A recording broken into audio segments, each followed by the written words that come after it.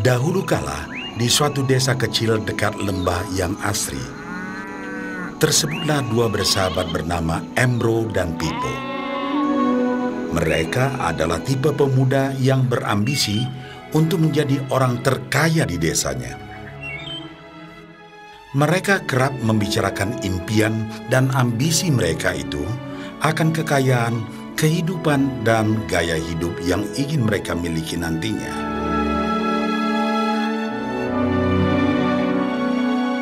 Mereka tidak takut untuk bekerja keras, hanya saja mereka masih belum mendapatkan kesempatan untuk dapat mewujudkan cita-cita mereka.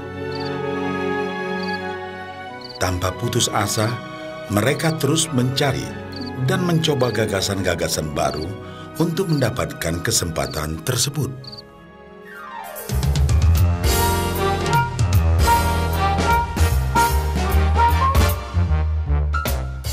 Hingga suatu hari, kesempatan itu pun datang. Desa mereka membutuhkan lebih banyak air. Oleh karena itu, kepala desa mempekerjakan Embro dan Pipo untuk mengambil air dari mata air di gunung untuk dibawa ke tempat penampungan di desa. Mereka akan dibayar sesuai dengan banyaknya air yang dapat mereka bawa. Maka mereka berdua pun menyambut dengan baik kesempatan ini. Embro dan Pipo pun segera melaksanakan pekerjaan tersebut dengan bersemangat. Setiap hari, sejak pagi hingga sore, mereka bergegas menuju mata air dengan membawa ember masing-masing. Mereka bekerja keras untuk membawa air sebanyak mungkin ke tempat penampungan air di desa.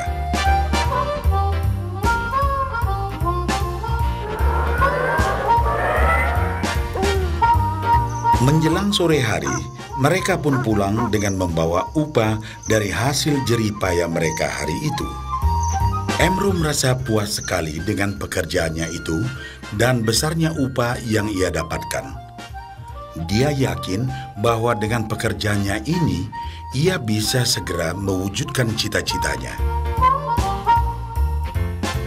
Bahkan untuk menambah penghasilannya, Embro membuat ember yang lebih besar agar dapat lebih banyak membawa air. Embro yakin dengan penghasilannya sebesar itu, tak lama lagi ia bisa segera membeli sapi dan memiliki gubuk baru yang ia idam-idamkan.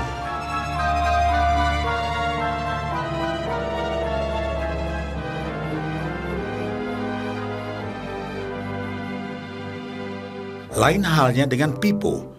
Dia merasa tidak nyaman dengan cara yang mereka lakukan itu. Ia mencari cara yang lebih nyaman untuk mendapatkan lebih banyak uang. Suatu hari, Pipo mendapat sebuah gagasan.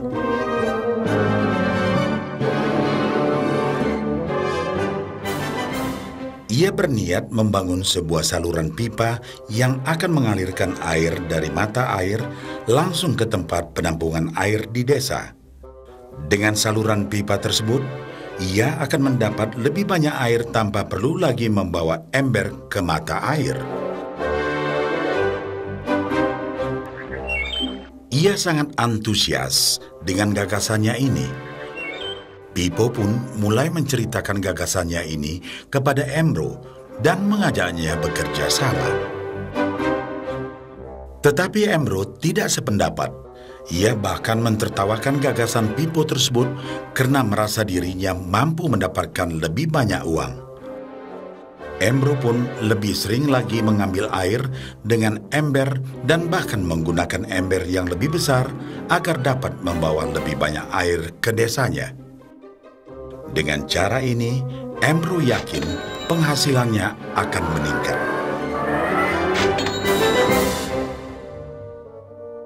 Pipo akhirnya memutuskan untuk mewujudkan sendiri gagasannya itu. Dia mengerti bahwa tidaklah mudah untuk membangun dan menyelesaikan saluran pipa tersebut. Dibutuhkan beberapa tahun untuk bisa menyelesaikan dan menikmati hasilnya. Namun tekadnya telah bulat. Ia pun tetap bekerja mengangkat air dengan ember setiap hari seperti biasa.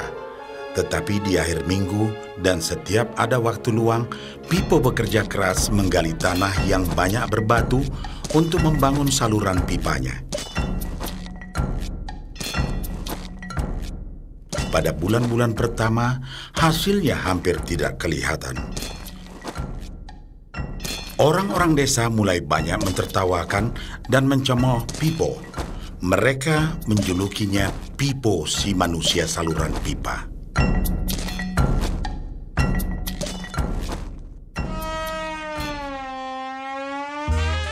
Sementara itu, penghasilan Embro telah meningkat 2 kali lipat.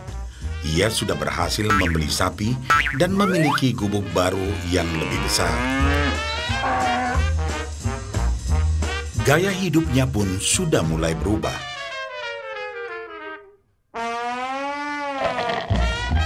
Ia sering menghabiskan waktu sepulang kerja di bar, menikmati hasil jerih payahnya mengangkat ember. Namun, tanpa disadari, badan Embro kini mulai jadi bungkuk karena begitu beratnya ia harus mengangkat ember besar setiap hari. Raut mukanya pun terlihat kelelahan.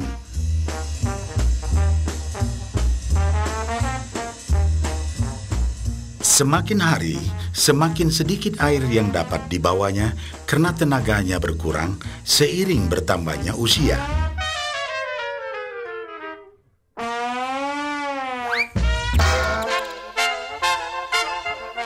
Bulan berganti bulan, tahun berganti tahun. Dan akhirnya, Pipo berhasil menyelesaikan saluran pipanya.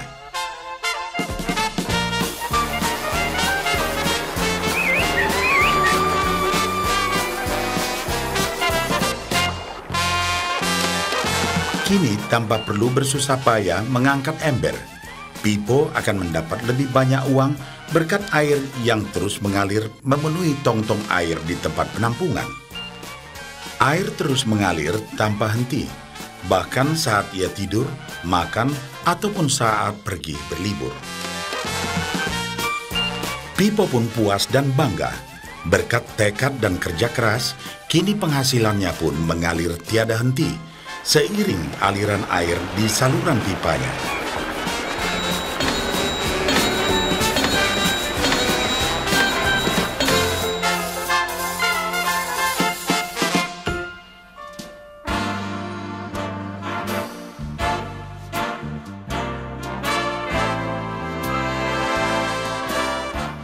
Setelah melihat cerita Embro dan Pipo, kita sadari bahwa cerita mereka menggambarkan kehidupan kita.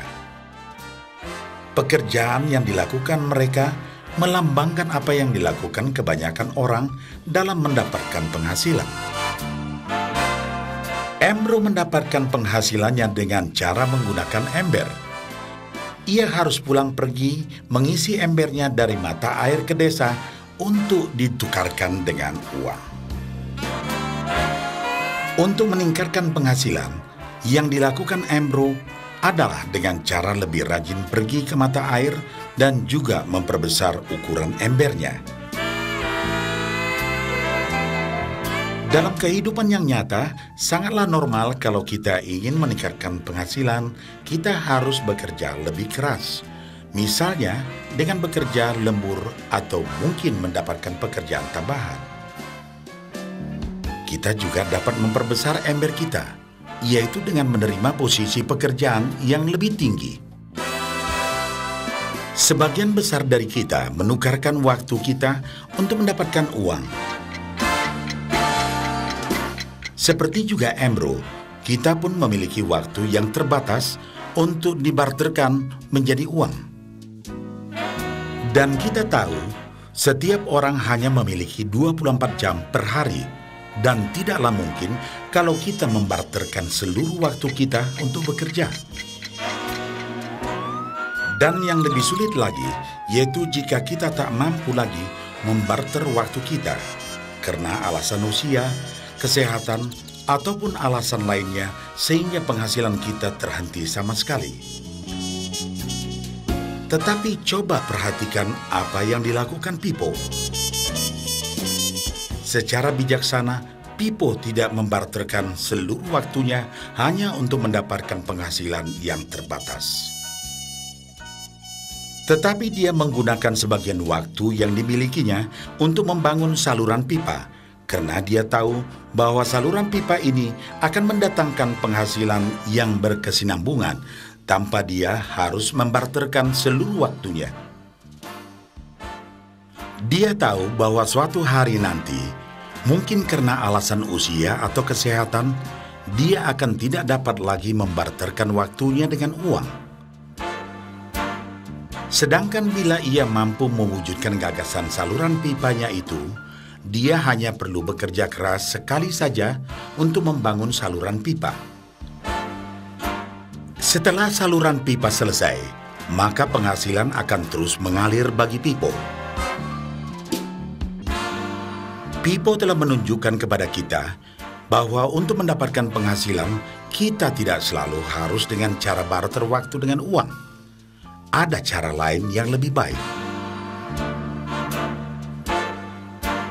Bagaimana dengan Anda?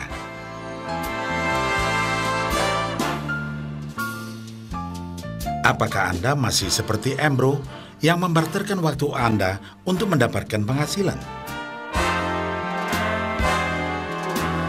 Atau Anda ingin mengikuti jejak Pipo dengan mulai membangun saluran pipa untuk mendapatkan penghasilan yang berkesinambungan?